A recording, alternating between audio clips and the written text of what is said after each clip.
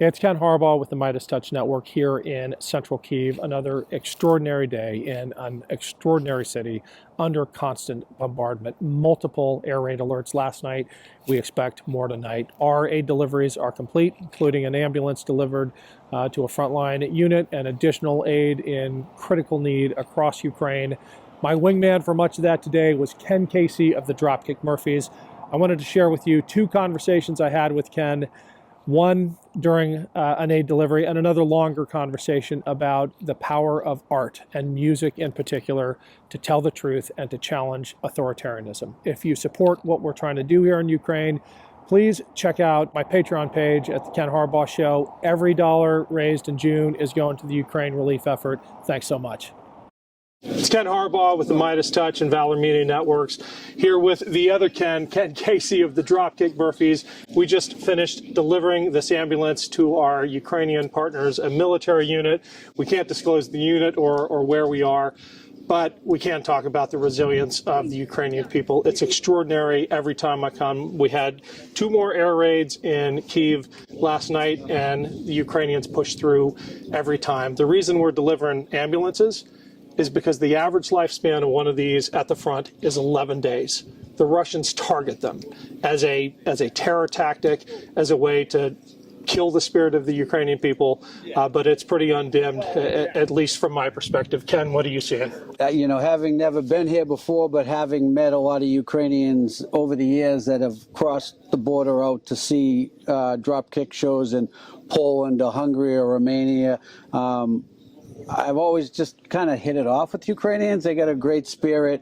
When the convoy crossed the border from Poland into Ukraine, we passed these people. The very first people we saw, all waving with big smiles, and it was like, wow. And granted, that's the far west, and it's not on the front line, but the people are the people, and and that spirit is carried through as we've come farther into the country. And even the soldiers today that we met, they had smiles on their face. And we had lunch with the one gentleman, and he just casually says, "Oh, I just got back," and he's having lunch with us, like it's just another day. And the resiliency of their spirit, and also just how they are, using any truck they can get their hands on, or anything they can weld together. I'm really grateful I got to see it with my own two eyes, and I look forward to be able to tell people at home, especially people that maybe think we should turn our back on Ukraine. I think it's important that people like us get to see it with our own eyes and can relay the stories back home. Ken, you've got a new single coming out, Who Will Stand With Us. I think that has deep resonance for what we're going through in America, but also for what's happening here. Can you talk about the meaning of that in this moment? Yeah, the song's really about just how the quest for wealth and power has always led to war and to keeping working people and other people down, and just generally treating people, in inhumane ways. A lot of it has to do with the state of America right now, but it's very, translates incredibly to what's going on over here. Well, hey, Ken, thanks for all you do. Thank you, Ken. Really honored to have you on this trip. It's great to be here. Welcome to the Ken Harbaugh Show. I'm joined today by Ken Casey, frontman for the Dropkick Murphys, a iconic rock band, and they've got an album coming out, and one of the tracks on that album is destined to become the protest anthem for this generation. I think some people have gotten a sneak preview at some of the protest events you've done, but Ken, what motivated you to write Who Will Stand With Us? I think throughout the history of the band, obviously,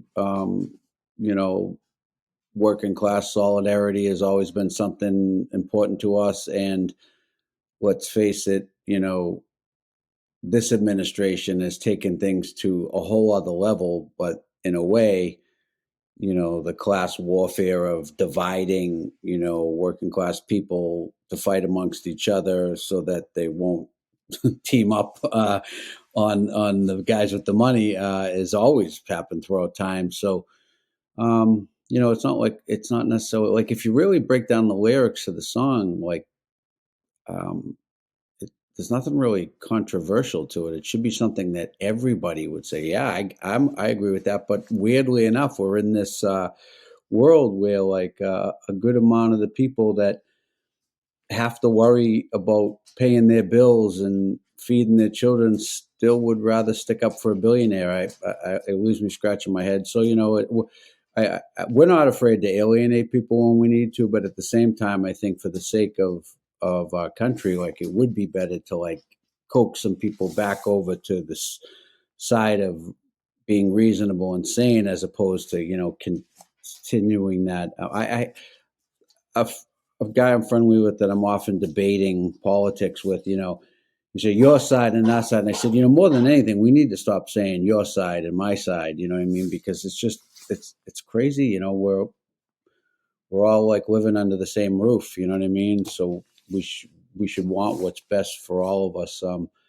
So anyway, the motivation really is to just speak up on behalf of the people who don't have a voice, but at the same time, maybe get people that are entrenched in attacking the left or whatever to see like, well, maybe there's a point here. Maybe they have. Maybe I am a little off track to be so supportive of a regime that really just wants to enable the wealthy in the corporate greed.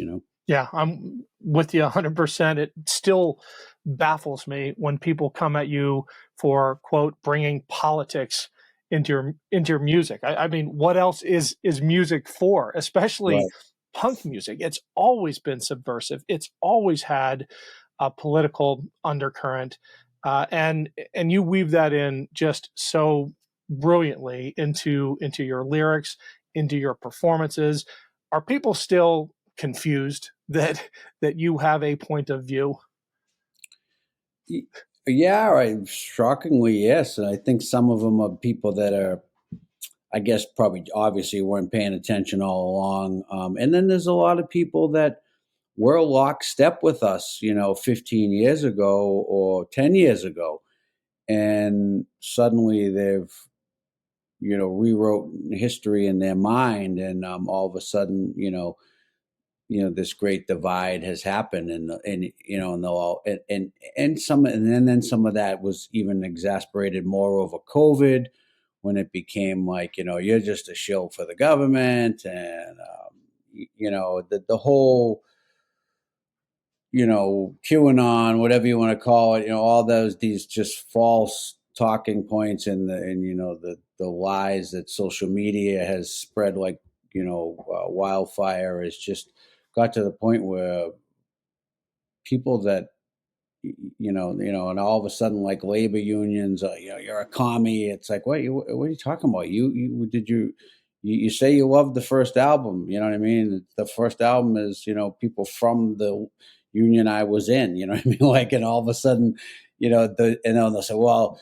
things have changed. And I said, have they though? Maybe you're just a boomer now, you know what I mean? And I don't know, man. And I like to try to make time for everybody to hear their point. And obviously, like getting back to what I said earlier, not making it like two different teams or two different sides. But at some point, like, how do you debate with someone who's just saying facts that are just completely not true? So it's tiring, you know what I mean? And like everything in the human race, right? Like some days um, I'm patient and polite, and some days I'm not, when it comes to this. And there's been a few viral videos of me on all sides of that emotional spectrum, So, but I do try to, I try to look at some of the people that are so red pill maggot and almost view them as like a sick friend. You know what I mean? That just got some bad intel, and I'm sure that this would infuriate me. A lot of people, me saying this, you know what I mean? But like, I just feel like, you could grow up in a family that just has a certain TV station on or whatever. And if that stuff is fed to you nonstop, I can see how people could get, swallowed up in it. Hey, it's Ken Harbaugh. Huge shout out to everyone who has supported this show via our Patreon page. If you want to weigh in with questions for upcoming guests or give us feedback on past guests or make sure you never miss an episode, click the link below. It's free to sign up. And if you're able to pitch in a few bucks a month, just know that we put every dollar back into the show. We do have another reporting trip to Ukraine coming up. Thanks for the help. Can you give us a preview of what's going down on June 6th? And this might be too much to ask, but any hints on your set list? We are looking forward to it. I haven't thought, I'll be completely honest, I haven't thought about that yet. I usually come up with the set list when I arrive in the event or like if it's a normal show when the opening band is on, but in January 6th, when the speakers are on, I'll go up in the back of the stage and peek out and get a vibe. Wait, June 6th, not January 6th. Oh, Jesus Christ. Hello. The 6th has been brainwashed into my head. And yeah, I know, same. June 6th, I'll peek up on the stage and kind of look at the crowd and figure it out from there. But obviously it'll be a lot of, our songs that deal with the, issue at hand, whether it be, labor or just real patriotism or, and then of course play some of the songs that just people want to hear that have nothing to do with, anything. But yeah, I don't ever really plan something until I take a look at the audience, so, and I have a feeling it's going to be a big audience and, we're honored to, we plan to be involved in a lot of the protests, but I feel like the veterans one aligns with a lot of, what's important to us more so than and they're all important, but I just think, and I also like the fact that I feel like when the veterans speak up,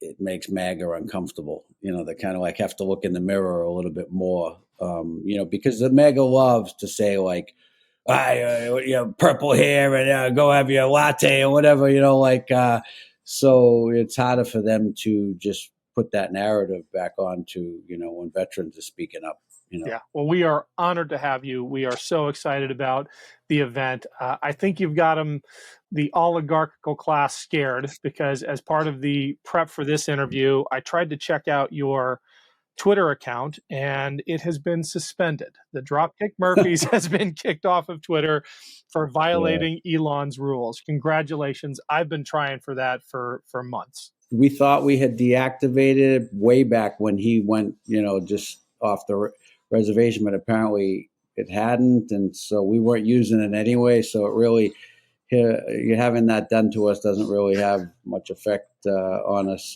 But yeah, I think if you're pissing off any of those guys, you're making an impact. You know what I mean? Yeah, so totally. And the better conversation is happening on Blue Sky anyway. Here's one of your recent posts. If you're okay with a woman being snatched off the street for free speech and peaceful protest and detained with no due process, you have fully lost the plot on what America is supposed to be. Ken, love your music, love your message. Can't wait to see you on stage on June 6th, 2 p.m. on the National Mall. Can't wait.